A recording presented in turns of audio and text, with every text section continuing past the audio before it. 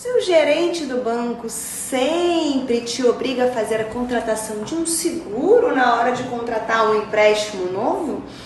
Meu nome é Gabriela Brandão, eu sou advogada especialista em direito bancário e nesse vídeo eu vou te contar como resolver essa questão. E não, eu não estou falando de venda casada, essa tese já está superada há muito tempo e o banco sabe muito bem como driblá-la. O que eu estou falando para você agora é que o cancelamento de qualquer seguro prestamista dentro de um contrato de empréstimo, seja ele de qualquer modalidade, é livre em qualquer tempo contratual. Então, se você efetuou a contratação de um empréstimo vinculado a um seguro e não deseja ter o seguro, mas quer o empréstimo, você assina a documentação e no dia seguinte você pode estar solicitando o cancelamento parcial das parcelas vincendas desse contrato.